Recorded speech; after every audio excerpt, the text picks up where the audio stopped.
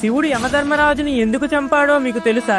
అందరి ప్రాణాలు యముడు తీస్తాడు. యమధర్మరాజు పేరు చెప్తేనే అందరూ భయపడతారు. కానీ యముడు తన ప్రాణాలను తీయడానికి వచ్చినప్పుడు మార్కండేయుడు శివలింగాన్ని గట్టిగా కౌగిలించుకుని, నేను పరమశివుణ్ణి పట్టుకుని ఉండగా, ఓ యముడా, నువ్వు నన్ను ఏం చేస్తావురా అని అంటాడు. అది విన్న యముడికి విపరీతమైన కోపం వస్తుంది. అంటే నువ్వు శివలింగాన్ని కౌగిలించుకుని ఉంటే నేను ఏం చేయలేను అనుకుంటున్నావా అని తన యమపాసాన్ని మార్కండేయుడి పైన వేస్తాడు. కానీ మార్కండేయుడు శివలింగాన్ని గట్టిగా కౌగులించుకుని ఉన్నాడు కాబట్టి ఆ యమపాసం శివలింగానికి కూడా పడుతుంది. వెంటనే శివుడు ప్రళయకాల రుద్రుడిలా బయటకు వచ్చి, నన్ను నమ్ముకొని నన్ను కౌగులించుకుని నేను ఉండగా నీవు ఏమి చేయలేవు అని అంటూ ఉండగా, పాసం వేస్తావా అని తన ఎడమకాలు ఎత్తి యమధర్మరాజు గుండెల మీద తంతాడు. దాంతో అందరినీ చంపే యముడు అక్కడికక్కడే మరణిస్తాడు. కానీ యముడు లేకపోతే చావు బ్రతుకులు ఆగిపోతాయి అని భయపడి దేవతలందరూ వచ్చి శివుడికి స్తోత్రం చేస్తారు. శివుడు యమధర్మరాజుని బ్రతికించి, నా భక్తుల జోలికి వెళ్ళవద్దు అని బెదిరిస్తాడు. ఫ్రెండ్స్, ఓం నమః శివాయ అని కామెంట్ చేయండి.